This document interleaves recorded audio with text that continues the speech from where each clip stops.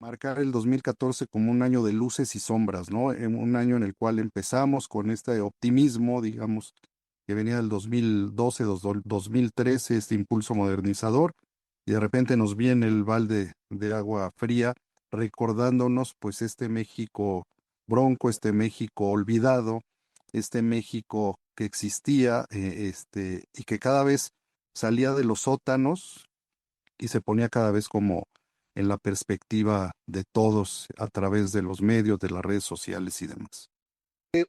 Para mí el 2014 es un punto de inflexión en la política mexicana y que todavía hoy tenemos, porque se va conformando esta narrativa de que la democracia al final de México había sido una democracia de élites, una democracia que se había pactado como fue el Pacto por México a través de un instrumento extrainstitucional, porque fue por fuera del Congreso, al de las élites políticas, de las élites partidistas, y que de alguna manera no permeó hacia abajo. Narrativa de la guerra. Rusia fabrica tanques que los tocas y la torreta vuela hasta Venus. En eso han combinado diseño de vehículos con carrera espacial. Sus aviones son una porquería, sus misiles son imprecisos. Pero si hay algo que tiene Rusia y que yo creo que es de los mejores del mundo, es en el manejo de las narrativas. La red de propaganda rusa está metida en la vida de cada uno.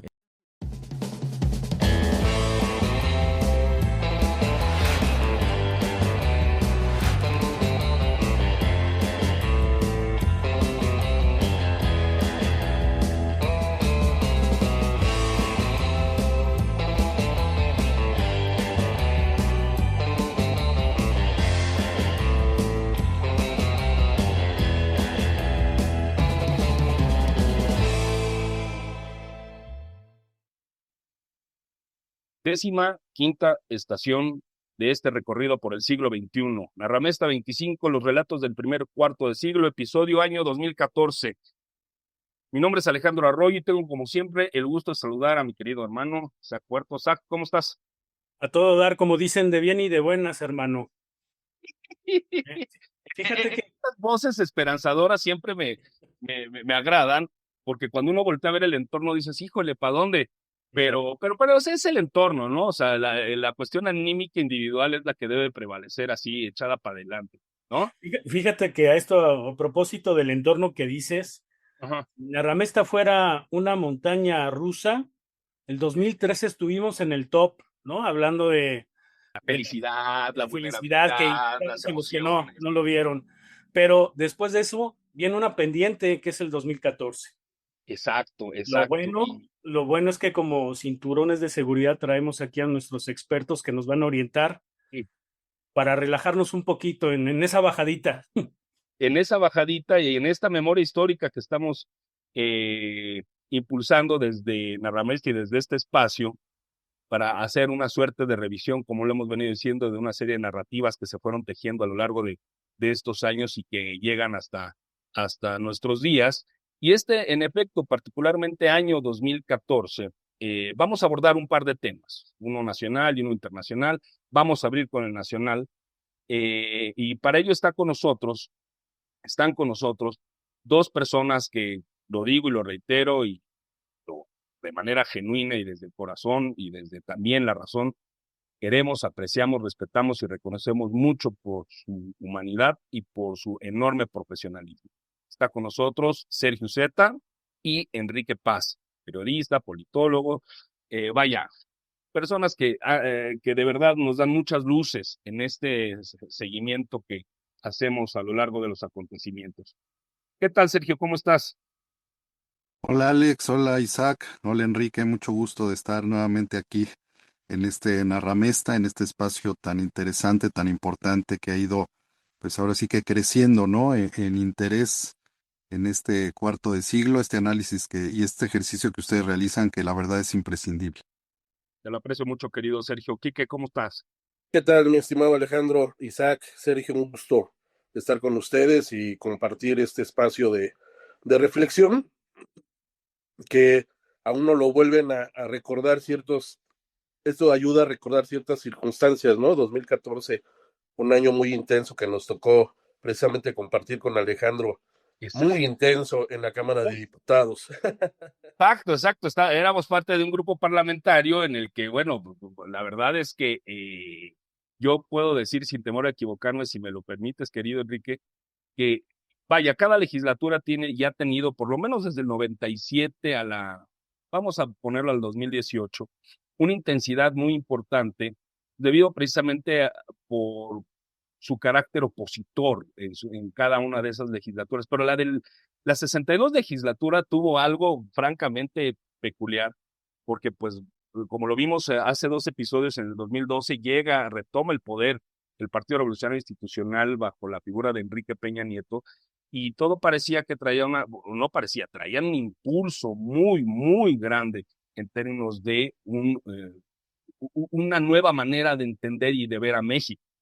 Y en esto no nada más era una cuestión eminentemente narrativa o de retórica, era real, era materialmente visible, y esto se tradujo en lo que vimos de las famosas reformas estructurales, es decir, un cambio sustantivo en términos del andamiaje del Estado mexicano.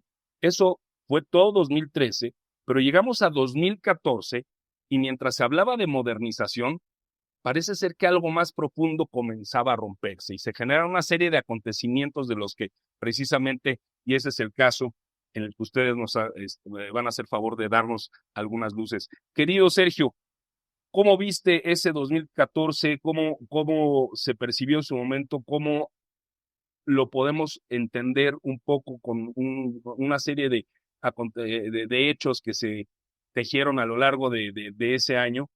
Sobre todo para las personas que hoy día pues son jóvenes y suponen que el mundo nació a partir del 2018, México. No, vienen tejiéndose muchas de las narrativas y muchos de los discursos precisamente de años previos, y este 2014 a ti particularmente, ¿cómo lo viste?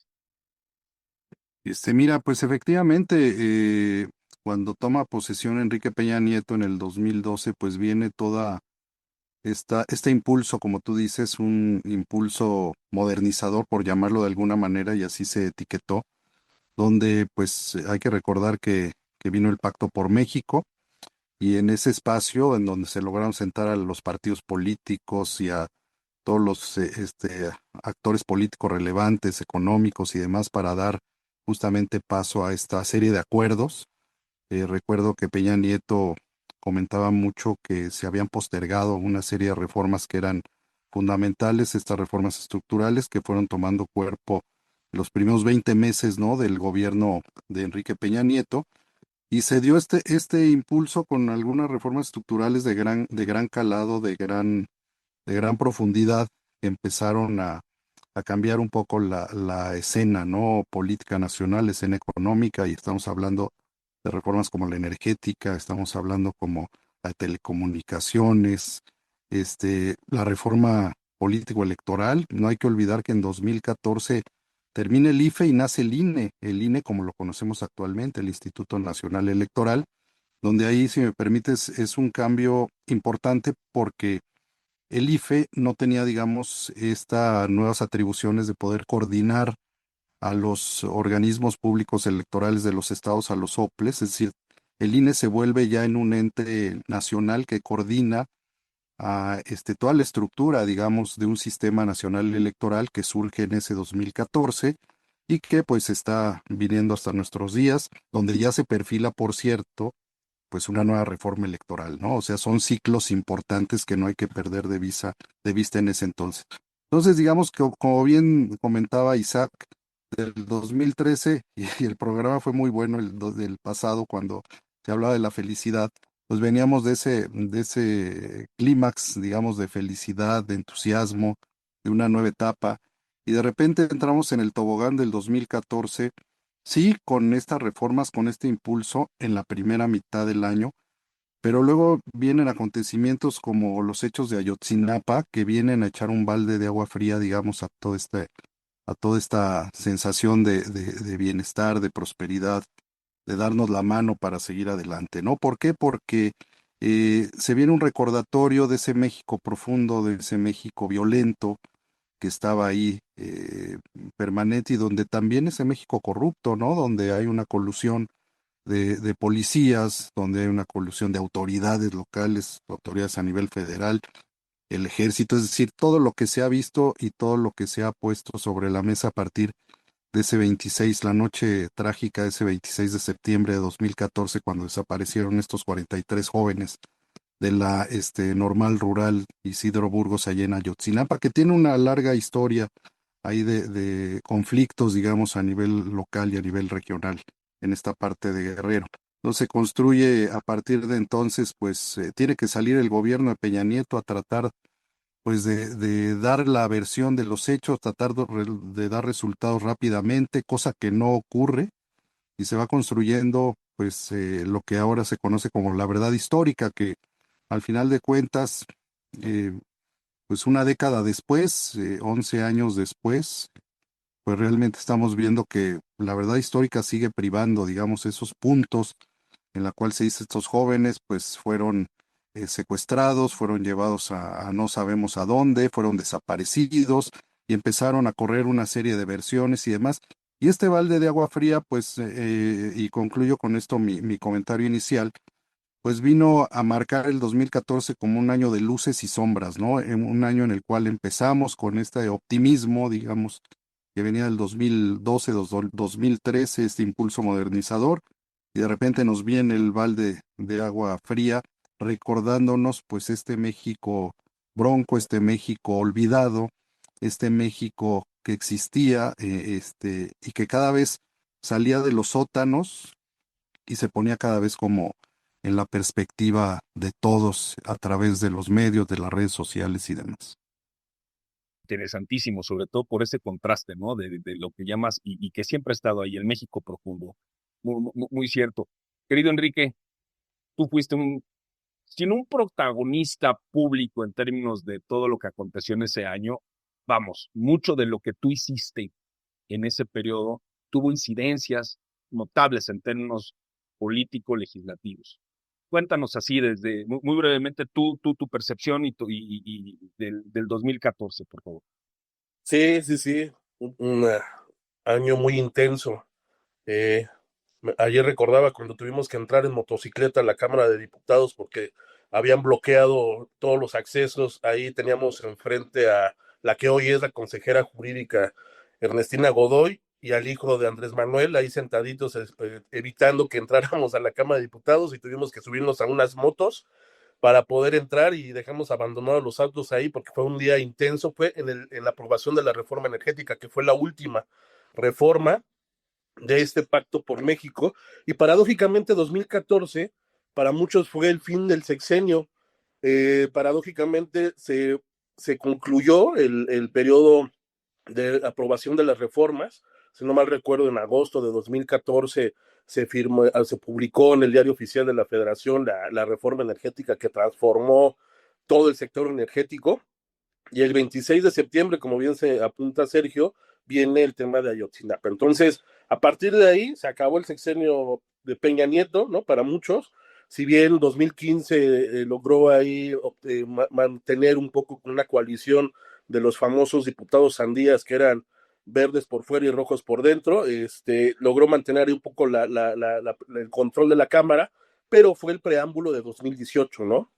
Yo quisiera apuntar que 2014 tiene este punto de inflexión, que si ustedes recordarán esa portada del Time, ¿no?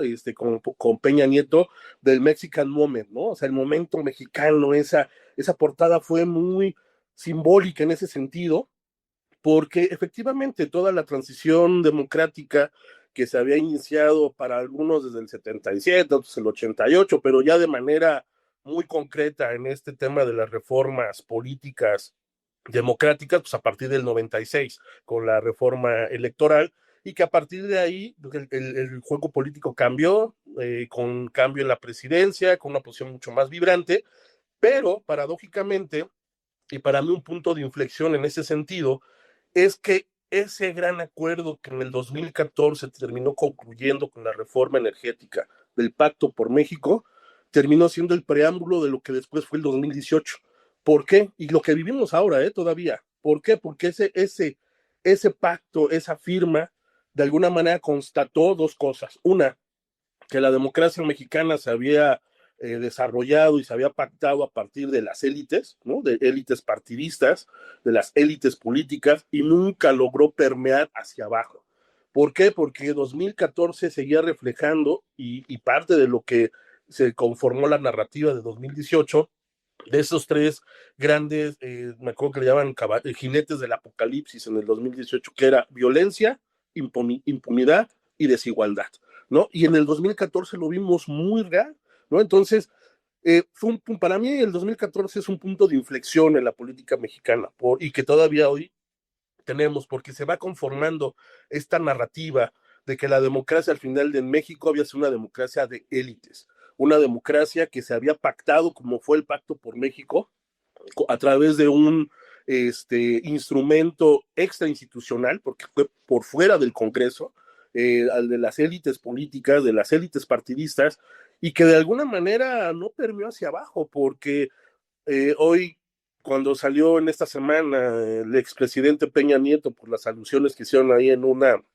entrevista por algún tema de soborno, un locutor, un noticiero le decía a al que fue secretario de Educación, Nuño, ¿por qué no salieron a defender las reformas del Pacto por México? Pues ¿quién las iba a defender al final de cuentas? Porque había una desigualdad tremenda, o sea, el gran pendiente de la transición en México y 2014 fue simbólico en ese sentido, es que era una democracia pactada en las élites y que poco permeó hacia abajo, y sobre todo en términos de resultados concretos hacia la gente, que era el tema de la desigualdad económica.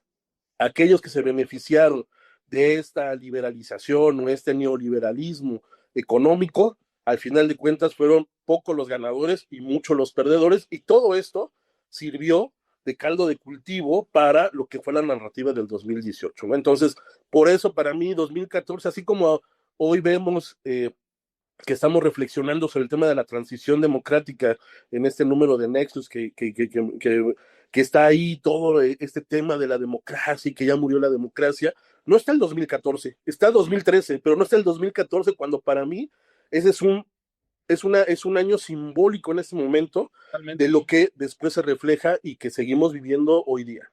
Y lo que decía Sergio, una corrupción rampante que se refleja en el tema de la Casa Blanca.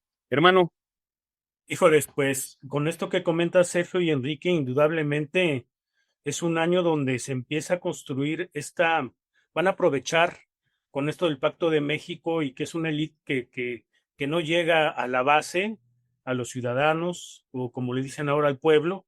Se construye esta bola de nieve de la narrativa de ahora, ¿no? Ahí me parece que empieza toda esta hecatombe que nos viene pues empujando hacia adelante y sin saber hacia dónde hacerlos, ¿no? Sergio, tú pusiste Sí, adelante. en la llaga por el tema de la corrupción y desde luego, o sea, no es que no lo hubiera, existía, pero vaya, notó de manera muy profunda. ¿Qué estimas de manera muy concreta que le faltó al peñanietismo, a la élite del poder de ese momento, en términos de contención narrativa, si es que lo podemos llamar así, ante primero un gran impulso, como bien apuntaron, modernizador, después comienza a resquebrajarse con Ayotzinapa, fue un verdadero punto de quiebre y llega hasta nuestros días en la narrativa del hoy oficialismo? Hubo soberbia, hubo desdén, no les importó, su objetivo era otro, o a lo mejor lo contrario, pero no lo lograron. En tu perspectiva, ¿qué fue lo que les pasó? Pues mira, yo creo que Enrique puso ahí sobre la mesa un tema fundamental, sí, el punto de quiebre 2014, porque fíjate, el impulso modernizador que traía Peña Nieto con sus reformas estructurales seguía siendo un modelo muy excluyente, ¿sí? Un modelo que dejaba fuera, digamos, de esta jugada o de estos beneficios que estaban dentro del Pacto por México, pues a la gran mayoría de los mexicanos, ¿no? O sea, llegó, después de dos gobiernos del PAN, llega el PRI, llamó mucho la atención, digamos eso, pero era un modelo, este último impulso de un modelo que ya venía agotándose, se trató de dar un último empujón, pero seguía siendo un modelo que no tuvo esa capacidad de ser más inclusivo, ¿no? de beneficiar a un amplio grupo de población. Efectivamente, se siguieron privilegiando a las élites, los intereses. ¿Por qué? Porque también ese modelo pues traía una serie de recompensas fuertes, económicas, más que políticas, fíjate, recompensas económicas para los jugadores, digamos, de esta nueva etapa, ¿no? Entonces, lo veíamos muy claro en la reforma energética, esto de la asignación de bloques, tanto para el petróleo, para el gas y demás, se abre más a la inversión extranjera. Es decir, seguía este juego de élites del cual habla Enrique y por abajo pues no veía la gente los beneficios, ¿no?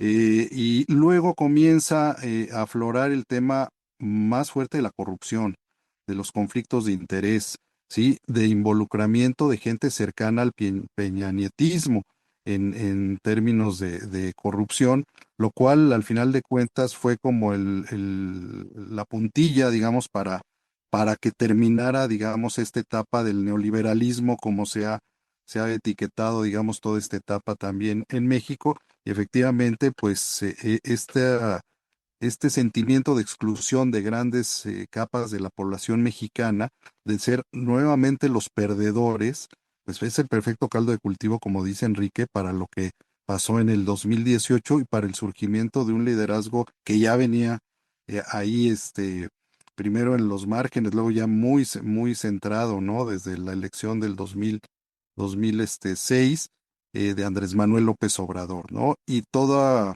digamos, la resistencia a estas reformas estructurales de parte, ¿quién capitaliza, digamos, ese descontento y esas críticas a la corrupción? Pues los capitaliza el movimiento cercano a Andrés Manuel López Obrador y las fuerzas políticas que estaban de alguna manera o personajes políticos cercanos, ¿no? Y en ese sentido, pues sí, es esto que venía empezando en el 2014 para arriba, de repente, pues empieza a irse para abajo en esta montaña rusa que es la política mexicana, pero efectivamente, el modelo excluyente, pues tuvo costos muy fuertes para toda esta clase política que se sumó al Pacto por México y que se quiso repartir el pastel nada más entre ellos. Esa parte es interesantísima, porque literal, o sea, llegaron, los vieron, agarraron y se pelaron, casi, casi, al final, no importando lo que siguiera. Pero sí mantengo un poco esa preocupación en tu perspectiva, querido Quique. ¿Le importó realmente al peñanetismo alguna suerte de limpiar su imagen, o de dar siquiera alguna suerte de explicación tras todos estos hechos que a partir del 2014 demostraron ese resquebrajamiento? Y esto que sostengo, lo hemos platicado muchas veces tú y yo, que en efecto el sexenio se acabó en 2014, en agosto del 2014, y después pueden navegarle y surgieron Casablanca. Sale de repente Angélica Rivera medianamente a querer limpiar el asunto, no lo logra, honestamente, surge lo de Ayotzinapa y desde ahí comienzan los nombres, desde luego, entre otros de los muchos que hoy seguimos escuchando y que están enclavados en la narrativa del oficialismo. ¿Hubo o no esa preocupación? Pues mira, yo que recordemos que en el 2012 llega Peña Nieto con esta idea de una democracia de resultados, primero, que ellos sí sabían gobernar, ¿no? Porque veníamos de 2 sexenios panistas totalmente entrampados, es el que no lograron ni consolidar la democracia, ni pasar las reformas estructurales, administraron el caos, pero no más. Entonces ellos llegaron con el impulso del nuevo PRI. Recordarás que Peña era la figura central de una nueva generación de priistas, ¿no? Que lo acompañaron Luis Videgaray, Nuño, Emilio Lozoya, gobernadores, Beto Borges, Javier Duarte en Veracruz, el otro Duarte, César Duarte en Chihuahua, y todos, o la mayoría, terminó en la cárcel por corrupción. Pero llegó con ese impulso, y un impulso, yo creo que sí, bastante o no bastante, pero sí muy soberbio en el sentido de que ellos sí sabían gobernar. Recordemos tú y yo que estuvimos ahí en Cámara, cuando llegamos en esa legislatura, ¿no? En septiembre de 2012, el último periodo de los últimos meses de Felipe Calderón, pues había una lógica de aprobar, nos tocó la reforma laboral primero en ese momento, pero cuando llega el tema de asume el poder Peña Nieto, el Congreso, la agenda del Congreso se volvió totalmente cerrada, no pasaba absolutamente nada que no viniera del Pacto por México. Recuerdo que era una frustración para las minorías, en este caso Nueva Alianza, Movimiento Ciudadano, PT, que no pasaba absolutamente nada si no iba en esa agenda, fue una cooptación de la agenda legislativa que se inició desde el 2 de diciembre cuando se da a conocer el Pacto por México, y varios de esta situación fue, yo desde mi punto de vista, sí fue una suerte de soberbia, ¿no? En el sentido de nosotros sabemos gobernar, nosotros pensaron volver a reeditar el tema de una maquinaria electoral priista, cuando el partido, el PRI, ya no era esa maquinaria, sus sectores estaban totalmente vacíos de liderazgos, y esta nueva generación que trató de impulsar este nuevo PRI, pues resultó una generación corrupta e ineficaz. Entonces, se juntó la soberbia con la falta de pericia política en el sentido de no leer, no tener esta lectura. Y otro factor importante en este 2014, que seguimos viviendo ahorita, es cuando rompe López Obrador con el PRD y crea Morena. Ese fue el punto de inflexión también. ¿Por qué? Porque este pacto por México, insisto, que fue armado por las élites, incluso a espalda de los propios militantes de los partidos políticos y concretamente en el caso del PRD, fue lo que provocó la ruptura de Andrés Manuel López Obrador para que se formara Morena en el 2015. Recordemos que todavía en el 2014 estos personajes cercanos a Andrés Manuel estaban en el Movimiento Ciudadano, Luisa María Alcalde, Ricardo Monreal, en el PT estaba Ladrón de Guevara, Mejía Verdeja, exacto. Entonces, 2014 también provoca que esta ruptura dentro de las élites diera origen a lo que después se convertiría en un gobierno populista y nacionalista, ¿no? De este carácter popular nacionalista que de alguna manera surge en ese año. Entonces, sí se juntó la lectura política, no fue la indicada en ese momento de Peña. Yo no sé si le interesó o no le interesó, porque creo que al final del día el sexenio de Peña fue su mérito, y su objetivo fue lograr esas reformas estructurales que estaban pendientes desde el año 2000 en todos los sentidos, sobre todo el tema energético, que era una reforma que se venía posponiendo desde finales de los 90, porque incluso esa reforma primero la planteó Cedillo y el PAN la bloqueó, y durante todos los 12 años del panismo nunca lograron concretar esta, pero fueron reformas telecomunicaciones, la energética y la laboral, fueron como y la educativa, porque también la educativa tuvo también no solamente fue un tema de la educación, sino un tema de la reafirmación del Estado frente al mercado, frente a las élites económicas, etcétera, pero que no logró permear eso. Entonces, fue una falta de interés, falta de lectura política y inundada de corrupción de este nuevo PRI que se supone que tendría que surgir a partir de ahí. Si mal no recuerdo, Morena se fundó en 2014 y comienza a materializarse, y lo recordarás que contrariamente a toda los reglamentos del Congreso a nivel interior que no podían constituirse en grupo parlamentario, se los brincan y se constituyen como grupo parlamentario unos cuantos meses del 2015, contraviniendo toda la legislación del Congreso. Eso fue muy notorio, como una suerte de dádiva de los que estaban en ese momento como coordinadores parlamentarios en diputados en Senado, pero ahora sí que no sabían en la que se metían, no sabían en la que se metían, y sobre todo, pensando en esto que bien apuntaban, en el sentido de que todo parece indicar que en realidad la toma del poder en el 2012 del PRIismo no iba a largo plazo, iba para el momento, iba para una sola administración y después que se hicieran bolas los que siguieran. A manera de conclusión, si ustedes me lo permiten, mi querido Sergio, una reflexión por lo menos preliminar, final, bueno, más bien final de este 2014 que nos pudieras conceder, querido Sergio. Pues, pues efectivamente este año de ruptura, digamos, este año de cambio y de generación de las condiciones para que pues se agotara finalmente y desapareciera un modelo pues de corte neoliberal, un modelo que privilegiaba nada más a ciertos grupos económicos, y la apuesta de Peña Nieto de que iba a ser tan grande el beneficio en todos los sectores, ¿no? Porque iban a tener dinero para poder repartirlo y ampliar los programas sociales, pues no se dio. Y entonces, pues se crean las condiciones adecuadas, tanto en lo político, en lo social, para todo lo que se vivió después, ¿no? En el 2018, bien menciona Enrique la creación de Morena, cómo se va conjuntando, digamos, estos políticos afines cercanos a López Obrador, y un punto fundamental, sí, como bien dice Enrique, la ruptura de López Obrador con el PRD, que fue también un punto de inflexión para la creación de este movimiento, ¿no? Y pues de todas las bases que se dieron para esta nueva etapa pues de populismo que regresa después de muchos años aquí a nuestro país. Entonces, pues el 2014, vuelvo a decirlo, un año de luces y de sombras.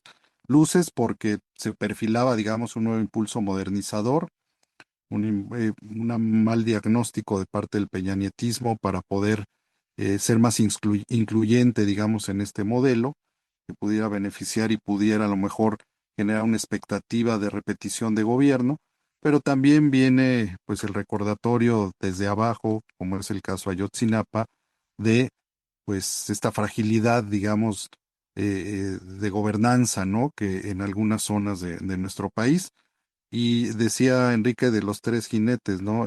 La violencia, la impunidad y la corrupción en este caso también, ¿no? Que fue lo que complementó, digamos, y selló con estas nuevas generaciones priistas, que los marcó y los etiquetó, y que pues la gente les dio la espalda totalmente, ¿no? Entonces, un año muy interesante, luces y sombras, 2014, y el inicio de una nueva etapa política que pues estamos viendo que en México pues ahí va consolidándose. Gracias, querido Sergio. Enrique, una reflexión final sobre este año y este periodo concreto que abordamos. Sí, pues bueno, un año, insisto, un punto de inflexión que no, así como el 2006 fue un punto de inflexión, o el 2000, o el 88, etcétera, el 2014 no le hemos dimensionado ese punto de inflexión de lo que surgió, porque todavía hoy día lo vivimos, ¿no? 11 años después, y no es el Pacto por México, evidentemente, porque esas reformas ya fueron totalmente desmanteladas. Eh, los órganos autónomos que surgieron de ese momento, como el INAI, el IFT o la Comisión esta de la competitividad económica, han desaparecido. La reforma energética desapareció en sus términos como estaba, con una mayor participación de la iniciativa privada. Es decir, lo que en su momento fue ese pacto que incluso hasta se le comparó con el pacto de la Moncloa, la transición española, ¿no? El pacto por México, pues terminó siendo más un efecto boomerang para la élite política que realmente una configuración de un nuevo Estado mexicano, ¿no?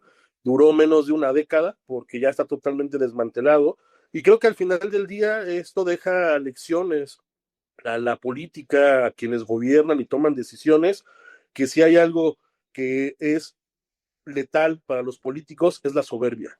Y la soberbia política, aunado a la incapacidad y a la corrupción, termina siendo el efecto que termina minando movimientos o programas o proyectos políticos de larga envergadura, ¿no? Entonces, en ese sentido, la lección es la soberbia nunca va a ser buena en ese sentido, aun cuando tengas mayoría, aun cuando esté el momento mexicano, y eso lo estamos viendo con este nuevo oficialismo, ¿no? La soberbia del poder que inunda a esta gente que está ahora y que piensa que es eterna y que va a estar ahí. Pues veamos en el 2014 que en ese momento la soberbia no fue la mejor decisión, y que el poder aunado con esta falta de perspectiva política y de lectura, trae consecuencias negativas para estos gobiernos. Hermano, interesantísimo, ¿no? Muy bien, sí, un análisis con bisturí de puntos clave, ¿no? Así es. Querido Sergio, querido Enrique, mil gracias por habernos acompañado en este episodio, con este segmento y este año, con esos enfoques tan importantes que nos dan luz en esta memoria histórica que estamos constituyendo desde aquí desde Narra Maestra. Muchas gracias, querido Sergio. Gracias, querido Enrique. Gracias a ustedes. Muchas Gracias, gracias. Sergio. Gracias, Hasta luego. Enrique. Gracias, Isaac. Gracias, Alex. Muchísimas gracias, de verdad. Pues hermano, vamos a lo siguiente. Al internacional, ¿verdad? Pues mira, vamos a pasar a un tema internacional, ya lo habías dicho al inicio Y ese, del podcast, ¿no? Porque a veces nos estamos viendo al ombligo todo el tiempo, pero hay situaciones que tienen un efecto mariposa y nos rebotan aquí hasta Latam, ¿no? A Latinoamérica. Uno de esos es el asunto del vuelo MH17 de Malaysia Airlines, que se dice que fue de alguna manera el catalizador para el conflicto entre Rusia y Ucrania. ¿Sí? ¿Y cómo nos puede llegar esto a afectar al día de hoy a Latinoamérica? Eso me importa mucho y por eso es que tenemos un invitadazo de lujo, estamos de manteles largos y la verdad yo estoy muy contento porque es alguien que sigo y me ha ayudado mucho para entender estos conflictos internacionales y dejarme de ver el ombligo, por supuesto. por supuesto. Él es Nacho Montes de Oca, ¿sí? Periodista y escritor, antes de todo, que nos viste enormemente este episodio. Él se encuentra en la Argentina. Querido Nacho, ¿cómo estás? Muchas gracias por estar con nosotros. Gracias por la invitación, el gusto es todo mío. Muchísimas gracias. Pues sí, como anticipaba un poco mi querido Zach, este tema concreto que se percibe desde ese aspecto que él señalaba, y sobre todo lo que nosotros hemos un poco tratando de recuperar este 2014 como un año esencial para comprender el conflicto ruso-Ucrania, porque todo parece indicar, ¿sí?, que marca el inicio de la confrontación directa, la redefinición de fronteras y el quiebre diplomático entre Rusia y Occidente. Tú como periodista, como escritor, como geopolítico, porque también muchas veces uno dice geopolítico y de veras hay que conocer bastante porque no nada más es un hecho en sí mismo, sino con todo lo que conlleva y una historia detrás. Para ti, 2014, Rusia-Ucrania, ¿qué representa? ¿Cómo lo viste? ¿Cómo lo percibes? Cuéntanos un poco. El 2014 fue, si se quiere, la segunda independencia de Ucrania. Ucrania se había separado en el 91 de la Unión Soviética, cuando implosiona la Unión Soviética. Había decidido ser libre, había hecho además un referéndum que cubrió todo el país preguntándole a todos los ciudadanos si querían ser un país separado de Rusia. Y ese referéndum ganó en toda Ucrania. Pero en el 2014, ya con Putin habiendo ejercitado la invasión de Georgia en el 2008, viendo que el mundo no reaccionaba, decidió ir por la gran presa, que es Ucrania. No la invadió directamente, sino que empezó a hacer algo que se volvería después una costumbre, que fue la política de los hombrecitos verdes. ¿Qué es la política de los hombrecitos verdes? Es empezar a financiar y apoyar con armas a un grupo de locales, gente de habla rusa, que simpatizaba con la idea de unirse a Rusia, y los hombrecitos verdes eran soldados del ejército ruso que se introdujeron en la zona del Donbass, en los oblasts de Donetsk y Lugansk, y también principalmente en Crimea. Una vez que se armó una situación de inestabilidad, se metió Putin diciendo que él iba a defender a esos ciudadanos de origen ruso, una excusa bastante ridícula porque no es que había en ese momento una situación de guerra civil, era un conflicto como los que se desarrollaban en ese momento también en Armenia, Azerbaiyán o la misma Georgia. Rompió las fronteras a partir de crear esa excusa. Y además, el 2014 vino a romper, vino a ser la firma de un acuerdo que se hizo finalmente en 2015, los acuerdos de Minsk, en donde Rusia reconocía la independencia de Ucrania a cambio de la entrega del arsenal atómico de Ucrania. Es decir, Ucrania renunciaba a ser una potencia nuclear. De hecho, en ese momento era la tercera potencia nuclear del mundo por la cantidad de ojivas, tenía 1900 ojivas. Le entregó no solamente las armas, sino también los lanzadores, los vectores, los misiles, los aviones. Pero se suponía que Rusia iba a respetar su integridad y no lo hizo. Entonces, el génesis del actual conflicto tiene que ver con que Putin es un hombre que empieza a irrespetar los acuerdos que firma incluso antes de que se seque la tinta en el documento. Y entonces, si entendemos que todo este conflicto es artificial, porque Ucrania debería estar viviendo tranquila. Y cierro con esto para que se entienda. Sobre una excusa racial o étnica o lingüística o de identidad con determinado grupo en otro país. Desde el zarismo y luego la Unión Soviética, lo que hizo Moscú fue trasladar cantidades importantes de población a las zonas que iba colonizando. Entonces había gente que era desplazada, deportada por la fuerza y reemplazada por poblaciones rusas, que normalmente eran las que ejercían el poder dentro de cada país. Si esta excusa de la presencia de ciudadanos de origen ruso fuese válida, y este es el peligro que corre Europa, también Rusia podría, apelando a la misma excusa, atacar a los países bálticos, Letonia, Estonia y Lituania, una parte de Polonia, en donde desde el año 48 se hizo un reemplazo poblacional, Azerbaiyán, Turkmenistán, Kazajistán, Uzbekistán, Armenia, Azerbaiyán. En todos esos países existen pequeñas minorías rusas implantadas desde la época del zarismo y luego en el estalinismo. Entonces, de lo que se trata, y es por eso es tan importante Ucrania, es que si uno habilita aquella vieja excusa de la defensa de los ciudadanos étnicos, excusa que además viene de Mussolini y luego de Adolfo Hitler, entonces todo el sistema internacional, el derecho internacional, se rompe. Voy a insistir a lo largo de toda esta entrevista. No se trató nunca de Ucrania.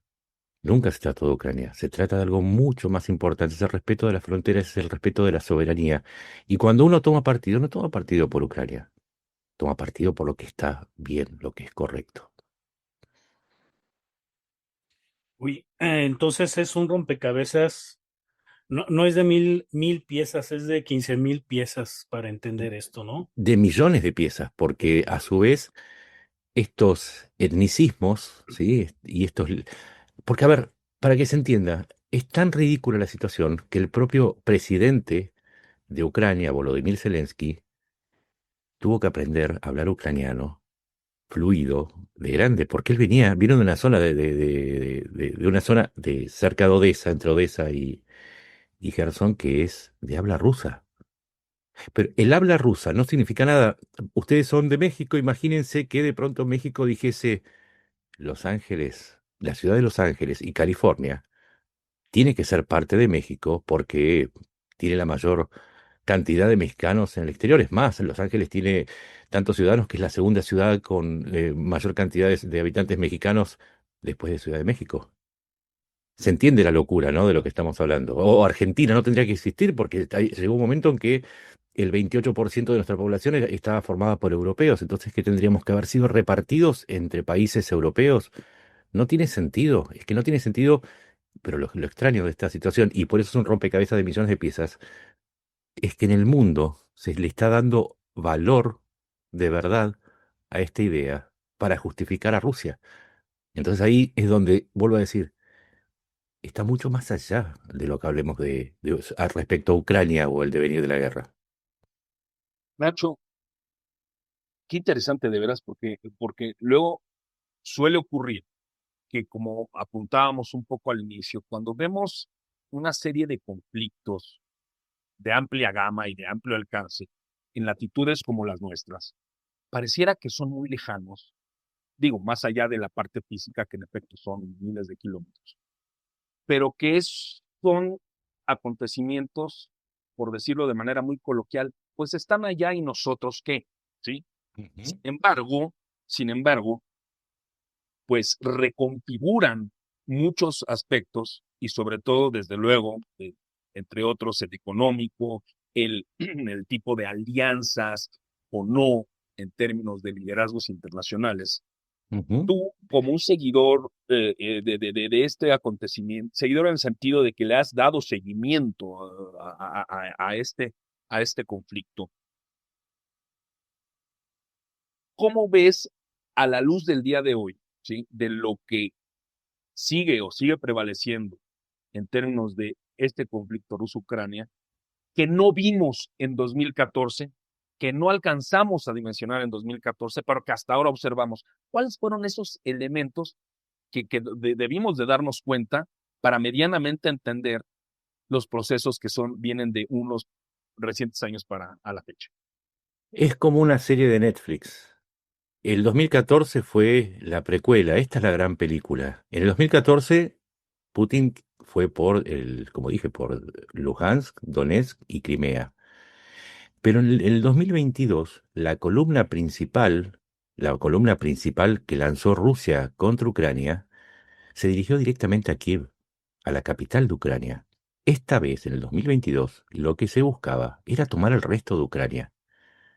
De no haber sido derrotados en la batalla de Hostomel, al oeste de Kiev, una batalla que fue absolutamente decisiva, de no haber sido destruidos los principales tanques o blindados que tenía Putin, hoy estaríamos hablando de lo que estaría sucediendo en Ucrania bajo el manto ruso, o quizás de una ampliación del territorio ruso incorporando todo el territorio ucraniano. Esa fue la principal variable. Pero la segunda, y por eso fue la precuela, la anterior, es que esta vez quedó de manifiesto que Putin tiene una ambición de expansión de Rusia, como si no le alcanzara a tener bajo su mando el país más extenso del mundo.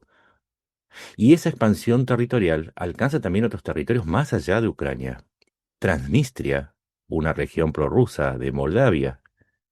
Las regiones que, como dijimos antes, tienen gran presencia de habitantes de origen ruso en los países bálticos. Hay muchas zonas que eran el paso siguiente. La gente no está entendiendo lo que está haciendo Ucrania por el resto del mundo con respecto a Rusia. Los está frenando. O sea, Ucrania es el dique que frenó el expansionismo ruso del 2022, que no se había manifestado todavía en el 2014, y que tuvo un tanteo, como dijimos, en el 2008 también en Georgia. Como el mundo no hacía nada, entonces, bueno, tomaré Kiev. Un detalle más para cerrar. En los documentos que se capturan en esta columna que iba hacia Kiev, había dos elementos que llamaron mucho la atención. Uno eran los listados logísticos que indicaban que la munición, la comida y el combustible era suficiente para 3 días de marcha. Se capturaron, y esto está en los documentos los tengo, o sea, no hace falta inventar nada. Había inclusive algunos equipos, algunos grupos que tenían los uniformes de desfile.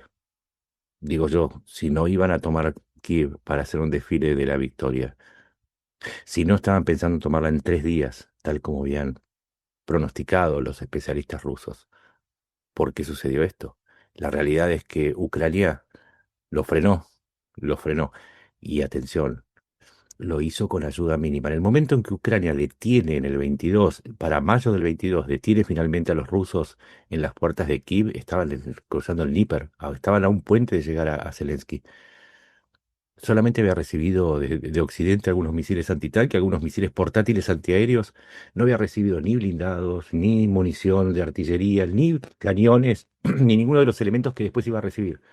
Y entonces esto es lo que hace que uno diga, más allá del debate sobre si están ayudando lo suficientemente o no a Ucrania, hay un intangible que tiene Ucrania, y es que va a resistir porque no le queda otra. No es lo mismo luchar por un objetivo, en el caso ruso, que es tomar Ucrania, que luchar por la existencia misma. Recordemos las masacres de Isium, de Bucha. Ellos saben que una vez que los que cayeron bajo el yugo ruso, les espera un infierno y después la inexistencia. Así que no se trata solamente de armas. Hay algo que se llama, a ver, ¿cómo decirlo? Si ustedes lucharan por su supervivencia, ¿lucharían con más fervor que si lucharan, por ejemplo, por obtener un premio? Dejo, Totalmente, totalmente, totalmente. Luchas por supervivencia y hay que hacer lo que haya que hacer para ello. Ujú. Oye, Nacho, a la luz de lo que nos estás comentando, sin ser visionarios ni adivinos, ¿cómo ves la situación tanto para Europa y sobre todo algo que yo he visto en tus podcasts, bueno, he escuchado, es que haces mucho énfasis en que como latinoamericanos nos demos cuenta de cómo nos puede llegar esa situación, cómo Ujú. nos afecta en particular. Nos Y afecta de muchas concientizar maneras. eso, los escuchas, es fundamental. A Digo, ver, sí, nos son afecta. visionarios.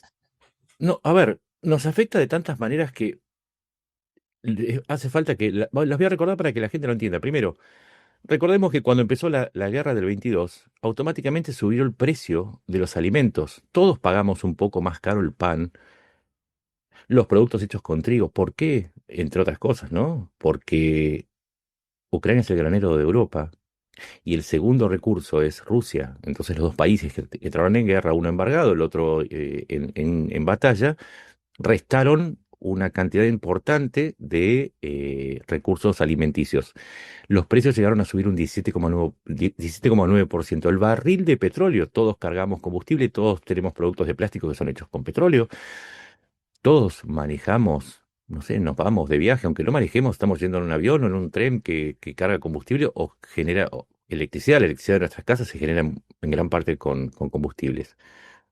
El barril de petróleo pasó de 60 a $100, llegó a tocar los $110, o sea, hubo un aumento. Pero la causa más, a ver, la que van a sentir menos, pero que desde el sentido más consciente, pero que la van a sentir todos, es que a partir de que se rompió la frontera y no tuvo un castigo suficiente Putin, se disparó una carrera armamentística mundial. La cantidad de armas vendidas desde el 2022 hasta hoy creció un 2,8%, que es una enormidad. Es decir, los países empezaron a destinar más dinero a a su equipamiento, porque además de necesitar renovarlo, hubo un cambio en el paradigma. De pronto los tanques y blindados pasaron a un segundo plano, subieron los drones, se necesitaban más drones, los militares se dieron cuenta de que necesitaban mucha más artillería de la que se preveía, mucho más cañones, otro tipo de formación. Entonces todo eso es dinero. Ese dinero muchas veces no se tiene, entonces se empezaron a aumentar las deudas por compra de armamentos o los créditos para armamentos, con lo cual también aumentó el endeudamiento. Pero además, con la suba de los alimentos, más el aumento del gasto, creció la inflación mundial. El impacto de la guerra de Ucrania fue mayor que el del COVID, para darse una idea a largo plazo, ¿sí? Porque el COVID sí tomaron medidas de emergencia, pero con la guerra se tomaron medidas de fondo. Y ahora viene la última, y que esta es sumamente importante para que la gente entienda qué es lo que se puede venir. Si un país rompe las fronteras de otro y no hay consecuencias, entonces la posibilidad de mover las fronteras a través de los medios militares es válida y por lo tanto una probabilidad mucho mayor. Entonces, si nosotros recorremos América Latina, nos vamos a dar cuenta que hay una cantidad muy grande de conflictos irresueltos. Los más notables podrían ser, por ejemplo, el Esequibo, el reclamo del Esequibo que hace Venezuela, el diferendo entre Colombia y, si no me equivoco, no sé si son de El Salvador, pero por la isla de los pescadores. Hubo un incidente, ¿sí? Del respeto de las fronteras entre México y Honduras hace poco, si no mal lo recuerdo. Argentina tiene dos diferendos pendientes con Chile. Perú con Chile, Bolivia le pide una salida al mar a Chile. Entonces el riesgo que corremos es que los discursos militaristas fogoneen aún más la idea de que hace falta armarse, que hace falta darle un lugar mucho más importante a los militares y que esos riesgos se traduzcan en un deterioro de las instituciones, porque si vivimos en épocas de emergencia y de crisis, entonces mejor relajar un poquito la democracia para resolver más rápidamente, porque la democracia suele ser lenta. ¿Se dan cuenta la cantidad de influencias que tiene un conflicto sucedido a, no sé, de mi casa está a 16.000 kilómetros? Pero me llega todos los días, por el bolsillo, por la cabeza o por los ojos. Sí. En algún lado me llega. A todos nos llega. Digo, en el caso de México, la, hay una vinculación entre el discurso de Trump en la campaña respecto a que era posible hacer operaciones contra los cárteles traspasando la frontera a partir de que la idea de frontera pasa a ser relativa. ¿Se entiende entonces por qué hay un Octavio Paz, para citar a uno de alguien que tenemos en común, decía que la retórica antecede a la violencia y después la justifica, con lo cual se crea un círculo en donde la violencia y las ideas se retroalimentan permanentemente. Ojo, porque a veces las ideas son un oráculo de lo que puede suceder. Atendamos a las ideas, a los hechos, pero también a las ideas que se van gestando, porque las fronteras eran sagradas. Ahora son algo relativo. Armémonos hasta los dientes, porque la posibilidad de combatir y, por sobre todo, esa mirada épica sobre la violencia como una solución, está en alza, está tan en alza como el Bitcoin. Esto que mencionas es crucial, crucial. Bueno, todo lo que has dicho. Y la verdad es que es un tema que para nosotros, y sobre todo teniendo la luz que nos ofreces del conocimiento en este tema, nos puede dar para muchísimas cosas. Le quiero decir a la audiencia que aquí abajo en el copy del episodio están las redes y el canal de YouTube de Nacho, así como de nuestros invitados en el primer segmento. Yo quisiera, para que lo sigan y para que sigan nutriéndose de una información muy precisa y de un conocimiento no de bote pronto de coyuntura, sino un conocimiento de largo aliento para entender justo lo que es la historia y sus procesos. Esto que acaba de mencionar, Nacho, nada más quisiera ver si nos puedes ilustrar o dar una beta. Esto que me pone sobre la mesa, el tema de las ideas, el tema de las mentalidades, lo que por un lado corre en términos materiales, en términos de una guerra concreta, que es sanguinaria, evidentemente, que tiene unas implicaciones francamente trágicas, pero está el otro lado, y que es un poco de lo que va este podcast, que es de narrativas. Tú en este proceso de que ya está cumpliendo 11 años, del 2014 a la fecha, eh, ¿cómo evalúas el tratamiento narrativo? Si bien desde luego muchas hablan los medios de acuerdo a sus agendas e intereses, eh, ¿cómo lo percibes? ¿Hay preocupación por ciertos medios a nivel internacional, a nivel local o qué sé yo, a nivel europeo, por tratar de generar una comprensión lo mejor posible de este conflicto? ¿No ocurre? ¿Quién está ganando la narrativa o qué narrativa está dominando? ¿Cómo ves este aspecto? La respuesta es muy compleja porque por un lado desde el mundo de los medios hay una crisis de representación producto del surgimiento de las redes, ¿sí? Las redes vendrían a ser como ese meteorito que cayó en Yucatán. Bueno, los medios tradicionales son los dinosaurios y las redes son los pequeños mamíferos, esos chiquititos por los que nadie daba 2 pesos, pero que están cobrando más fuerza. Ahora no gana el más grande, ahora gana el más ágil. Y las redes vinieron a reemplazar en las narrativas a los medios que establecían una agenda, ¿sí? Una agenda, por lo menos, no te decían cómo pensar, pero te decían en qué pensar. Ahora las redes tienen una dinámica propia. A eso se le suma que después del encierro del COVID todos nos hemos hecho un poco más adictos a las redes, por lo tanto dependemos mucho más de lo que opinan nuestros pares horizontalmente y no ya lo que nos llega de los medios, porque la oferta es mucho más amplia. De hecho, yo hago periodismo independiente y a veces tengo más llegada que un medio, y eso no es un mérito mío, sino que es una interpretación de un cambio que se produjo más allá de mí, de lo que yo hubiese querido. En segundo lugar, narrativa de la guerra. Rusia fabrica tanques que los tocas y la torreta vuela hasta Venus. En eso han combinado diseño de vehículos con carrera espacial. Sus aviones son una porquería, sus misiles son imprecisos. Pero si hay algo que tiene Rusia y que yo creo que es de los mejores del mundo, es en el manejo de las narrativas.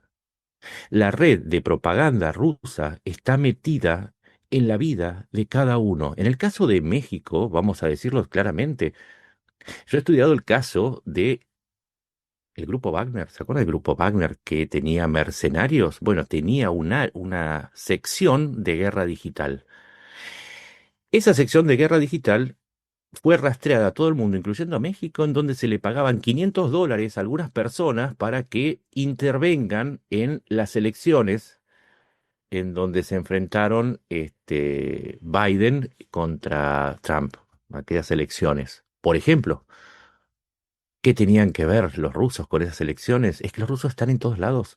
En la narrativa son geniales, son admirables. Han contratado y han enrolado a una cantidad impresionante de gente en donde no hace falta tanto dinero, sino hace falta más que nada inteligencia. Los bots rusos son los mejores que existen y yo les diría que son mejores que los de Extremo Oriente, que cualquiera que pongan sobre la mesa. En ese sentido, Rusia es muy exitosa y está logrando imponer una idea de una Rusia que es imposible de vencer, porque es grande, porque es poderosa, porque tiene recursos infinitos, etcétera, etcétera. Como si no hubiese perdido en Afganistán y no hubiese tenido algunos otros traspiés, o no se hubiese destruido o implosionado la Unión Soviética. Pero imponen esa narrativa a punto tal que han logrado intervenir, por ejemplo, en las elecciones de Estados Unidos.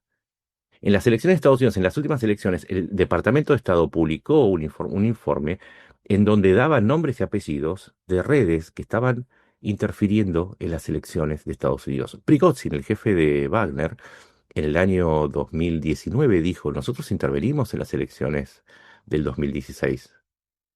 Desde el 2016 al 2017 intervenimos, sí, fuimos parte. Es decir, ellos mismos admiten que están manejando gran parte de las narrativas. Y acá viene la otra parte de la respuesta. Así como dije que el conflicto nos involucra a todos estamos en la trinchera de la guerra, pero no por Ucrania, ¿eh? No es solamente por Ucrania. Porque al mismo tiempo, y acá viene la tercera, lo que falta para cerrar, la discusión ya no es más derechas o izquierdas, eso lo han entendido los rusos, es entre autoritarismo y democracia. En esta época de crisis, en esta época donde todo está puesto en duda, donde hay inflación, hay racismo, hay una idealización de la violencia, hay mucha crisis interna. La gente no está muy ubicada, el mundo le ha cambiado demasiado. Y en esta época de crisis, ¿qué es lo que se...? Hay dos soluciones. O la arreglamos con democracia o buscamos un líder que lo solucione. Y ahora van a ver a dónde quiero llegar. Por derecha o por izquierda están apareciendo líderes iluminados que vienen a solucionarlo todo, ¿sí? Líderes iluminados con la idea del partido único, el partido que representa el saber, la patria y la verdad, que compite contra todo el resto que representa el caos, el pasado, lo viejo, lo tradicional, la casta o como quieran llamarle. En ese conflicto que se corporiza en Ucrania, porque en Ucrania le gusta a quien le gusta, es una democracia apoyada por otras democracias, se enfrenta con el autoritarismo, ¿sí? Con la autocracia Rusia, apoyada por otras autocracias, China, Bielorrusia, Corea del Norte e Irán. Estamos todos metidos en esa lucha narrativa.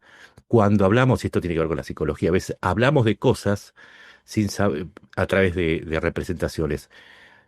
Ucrania representa también esa lucha entre democracia y autocracia a nivel global. Y las narrativas que vemos en las redes expresan, reflejan cabalmente qué lugar ocupa cada uno en ese tablero que ya no es de izquierda o derecha, porque las autocracias son de derecha, son de izquierda, son de centro, son monárquicas y hacen elecciones a veces.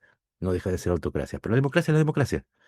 No sé si me explayé bien, pero Totalmente. O sea, se lo estoy diciendo a los mexicanos, ¿no?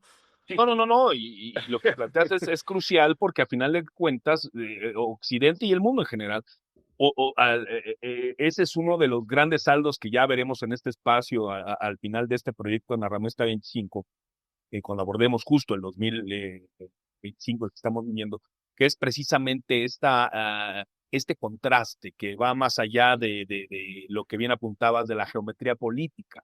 Sí, Y de la lejanía. izquierda o derecha, ¿no? Sí, exacto, es autoritarismo o democracia. Y lamentablemente, la democracia, como tú bien apuntas, es una gira que rueda a 3 kilómetros por hora, cuando el autoritarismo, con una narrativa y una propaganda muy precisa, muy concreta, en lugares que en general tienen una desigualdad notable, pues tiene un impacto mucho más certero, ¿sí? En nivel de población, que desde luego lo que se voltean a ver es, a mí que me vendes de democracia, a mí véndeme el día a día que yo lo pueda resolver. Y si eso implica un liderazgo populista autoritario, pues bienvenido sea. Entonces ese es el gran debate. El temor a la variedad.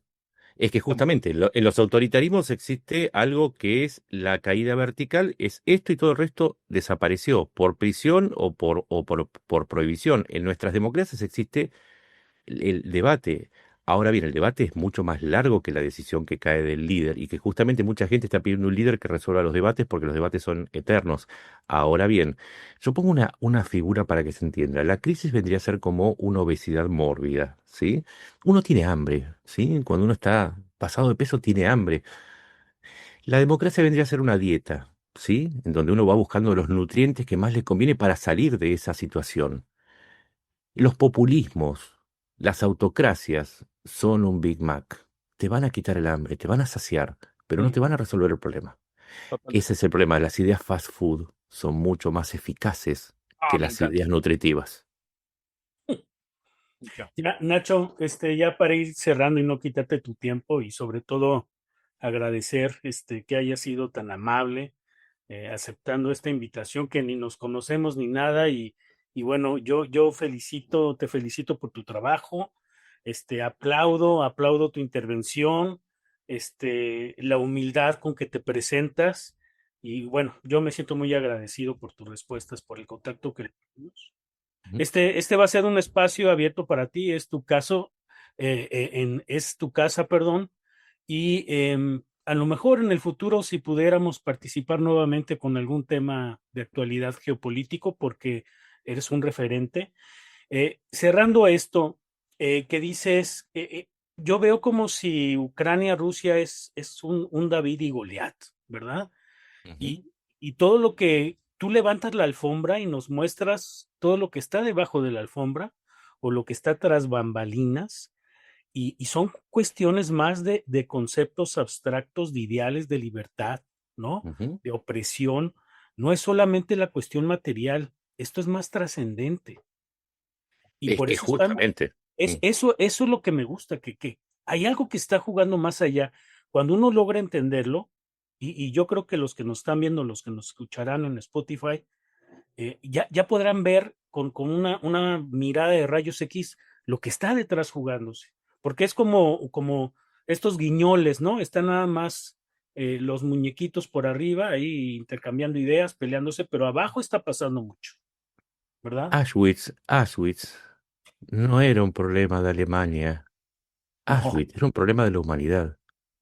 Si la gente entendiera, yo voy a dar algunos datos para que se entienda.